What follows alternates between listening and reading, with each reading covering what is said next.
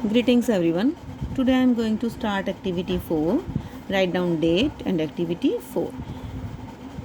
First is use less than और greater than. यानी ये जो आपकी स्टेटमेंट दे रखी हैं, बीच में आपका फिलिंग द ब्लैंक्स है, इसमें आपको ये साइन पुट करने हैं कि कौन सा साइन आएगा. ठीक है, मीन्स आपको बताना है कि ये छोटा है या ये छोटा है. क्लियर?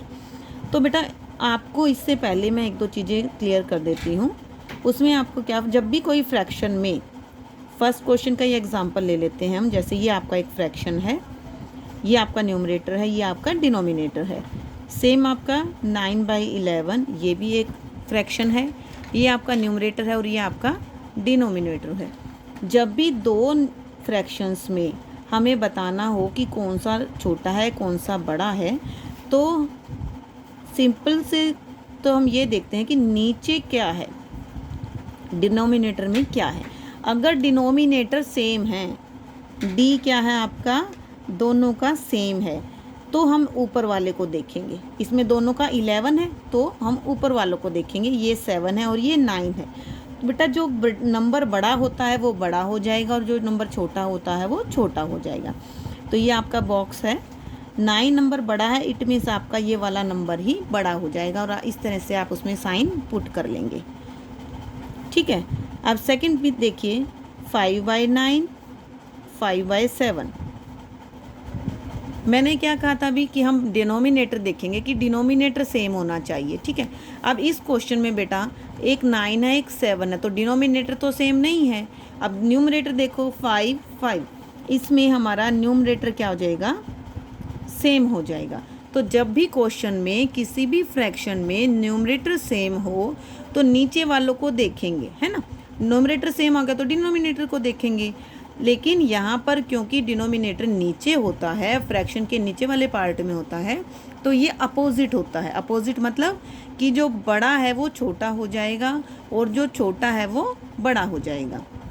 तो ये छोटा है ये बड़ा हो गया तो हम बड़े वाला साइन ऐसे लगा देंगे. ठीक है. क्लियर हम हुआ बेटा. ये हमने दो चीज़ें बताई हैं. पहली बात तो ये कि अगर डिनोमिनेटर सेम है तो जो ऊपर देखेंगे वो बड़ा है तो बड़ा, छोटा है तो छोटा, सीधा सा हिसाब हो जाएगा. ठीक है. लेकिन अगर ऊपर सेम है तो नीचे वालों में अपोजिट देखेंगे हम लोग. ऊपर सेम है तो नीचे वालों में जो छोटा है वो हमेशा बड़ा होगा. ठीक है. तो इसी तरीके से आप ये साइन लगा देंगे. अब इसमें बेटा नेक्स्ट पार्ट है आपका 5/12 एंड 3/8.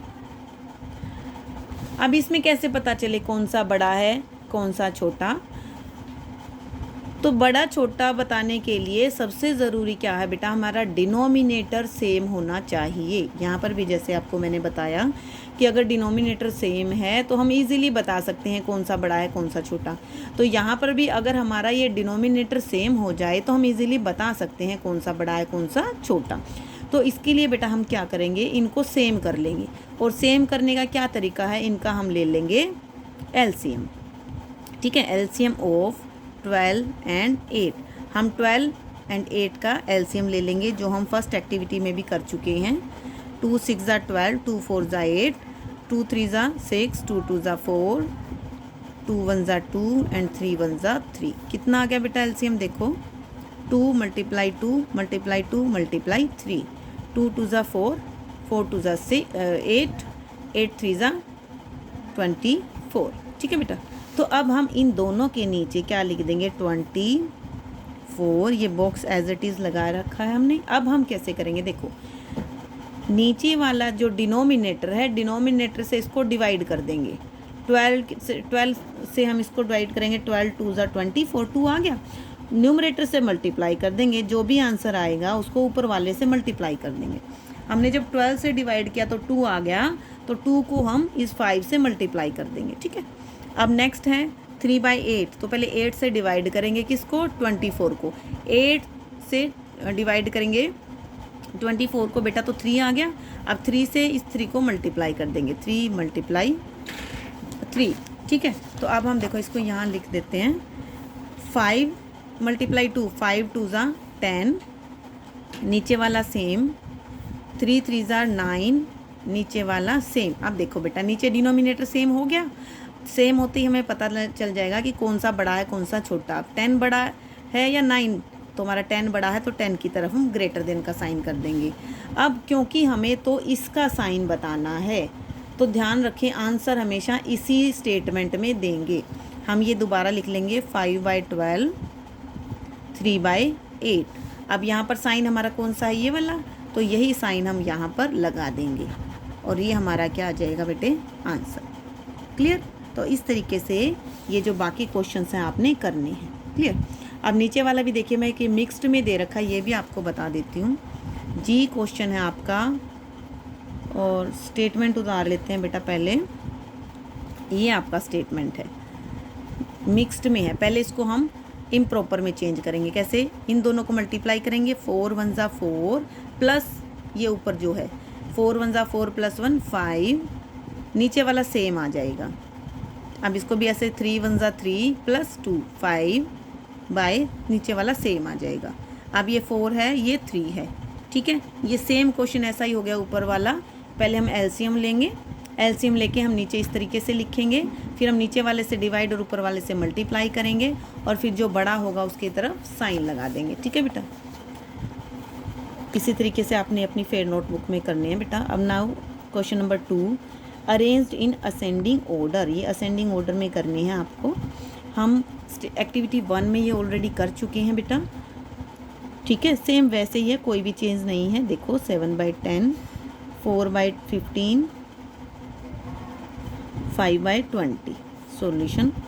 अभी मैंने आपको स्टार्टिंग में ही बताया कि अगर हमें पता लगाना है जो बिगर है या स्मॉलर है, ठीक है, अगर ये हमें पता लगाना है तो हम क्या करेंगे, एलसीएम हमारा सेम होना चाहिए। अब इसका मैं आपको एक तरीका बताती हूँ। अब आप ये याद रखें, असेंडिंग ऑर्डर हो, डिसेंडिंग ऑर्डर हो, प्लस हो या माइनस हो, ये 4 चीज़ें, प्लस माइनस असेंडिंग डिसेंडिंग बिगर स्मॉलर, ये इनमें से अगर कोई भी चीज़ हमें फ्रैक्शन में निकालनी है तो हमारा डिनोमिनेटर सेम होना चाहिए। ठीक है, और डिनोमिनेटर सेम कैसे होगा, सिर्फ एक ही तरीका है कि हम उनका एलसीएम ले लें। तो एलसीएम लेंगे बेटा, एलसीएम ऑफ 5 10 15 एंड 20, इनका हम पहले यहाँ पर एलसीएम ले लेंगे। ठीक है बेटा, 5 10 15 एंड 20 ये हम एलसीएम ले लेंगे। ठीक है,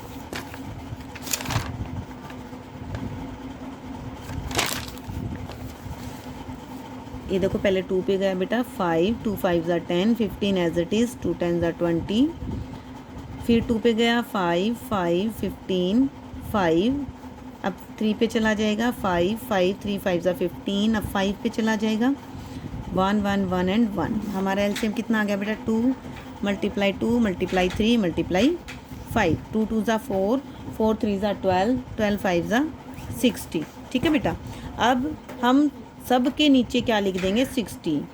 ये 1 2 3 4 है तो हम 4 फ्रैक्शन बना लेंगे इस तरीके से।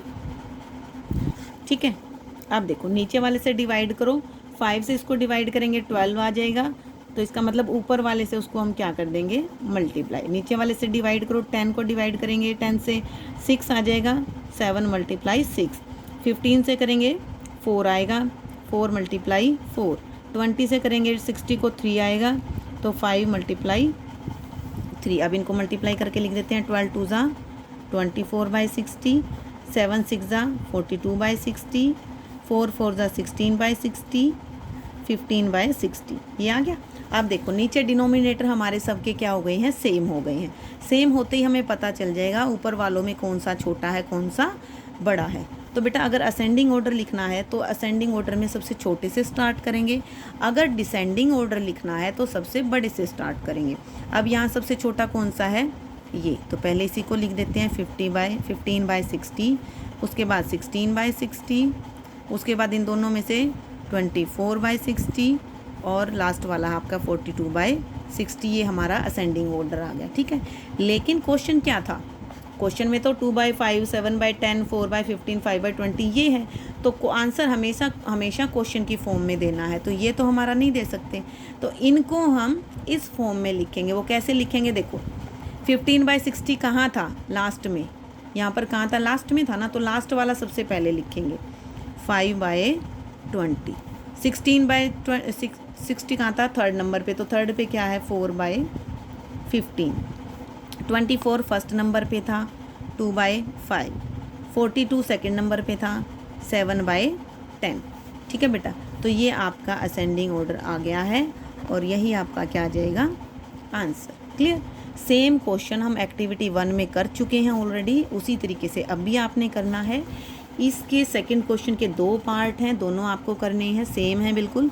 ये मिक्स्ड में है, पहले आप इनको इम्प्रॉपर में चेंज कर लेंगे और फिर सेम क्वेश्चन है बेटा। ठीक है, थर्ड क्वेश्चन आपका डिसेंडिंग ऑर्डर।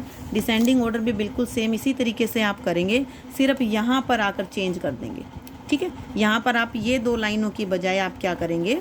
डिसेंडिंग ऑर्डर लिख देंगे और यहाँ पर जो सबसे बड़ा होगा वो सबसे पहले, फिर छोटा, फिर छोटा, फिर उससे छोटा। ठीक है, सेम क्वेश्चन है, इसी तरीके से आप ये पूरी एक्सरसाइज अपनी फेयर नोटबुक में करेंगे। ओके बेटा।